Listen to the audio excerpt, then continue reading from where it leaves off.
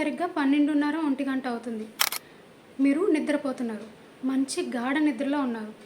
అలాంటి టైంలో సడన్గా లేచి కూర్చోవాల్సిన పరిస్థితి వచ్చింది. ఏమైంది అంటే పన్ను నొప్పి వస్తుంది. డాక్టర్ గారికి కాల్ చేస్తే కాల్ కలవడం లేదు. పోనీ క్లినిక్కి వెళ్దామా అంటే ఆ టైంలో క్లినిక్స్ ఏవి ఓపెన్లో ఉండవు.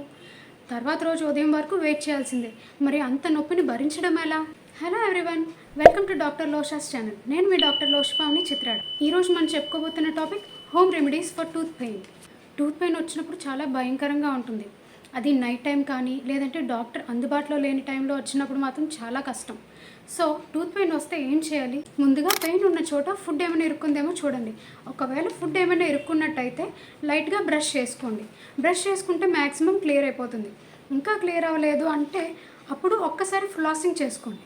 ఫుడ్ వల్ల కాదు అనుకుంటే మైల్డ్ పెయిన్ కిల్లర్ అనేది ఒకటి తీసుకోండి. మీకు అందుబాటులో ఉన్నది, మీ ఇంట్లో ఉన్నదో, మీకు ఏదైతే అలవాటు ఉంటుందో ఆ పెయిన్ కిల్లర్ని తీసుకోండి.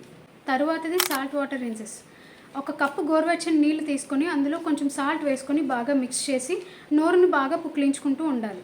దీనివల్ల కూడా టెంపరీ రిలీఫ్ అనేది రావడం జరుగుతుంది. ఒకవేళ ఆ ఏరియాలో స్వెల్లింగ్ ఏమైనా వచ్చిందనుకోండి, అప్పుడు మనం కోల్డ్ కంప్రెషన్స్ ఇవ్వాలి. మీకు వీలైనన్న సార్లు కోల్డ్ ప్యాక్స్ పెట్టుకోవాలి. ఒకవేళ కోల్డ్ ప్యాక్స్ మీ దగ్గర అవైలబుల్గా లేదు అంటే ఒక కాటన్ క్లాత్లో ఐస్ క్యూబ్స్ పెట్టుకొని దాన్ని ఒక కోల్డ్ ప్యాక్లా చేసుకొని ఆ ఏరియాలో మీకు ఎక్కడైతే పెయిన్ వస్తుందో ఆ ఏరియాలో బయటన లైట్గా ఒత్తుకుంటూ ఉండాలి. ఇలా మీకు వీలైనన్ని సార్లు చేయొచ్చు.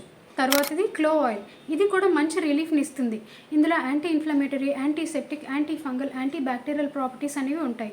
ఈ క్లోవ్ ఆయిల్ని ఏదైనా క్యారియర్ సొల్యూషన్లో న్యూట్రలైజ్ చేసి చిగురు దగ్గర మీకు ఎక్కడైతే ప్రాబ్లం ఉందో, మీకు ఎక్కడైతే పెయిన్ ఉందో ఆ చిగురు దగ్గర అప్లై చేసుకుంటే తొందరగా రిలీఫ్ అనేది వస్తుంది.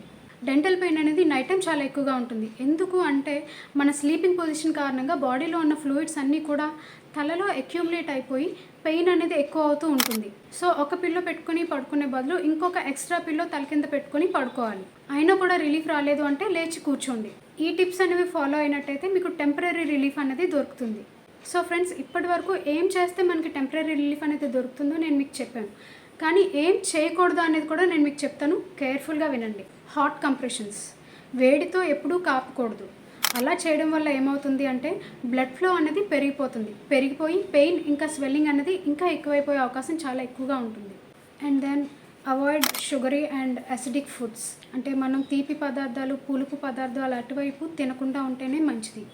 ఈ వీడియో మీకు ఎంతగానో ఉపయోగపడింది అనుకుంటున్నాను. ఒకవేళ ఈ వీడియో కనుక మీకు ఉపయోగపడినట్టు అనిపించినట్లయితే please like, share and subscribe to my channel. Thank you.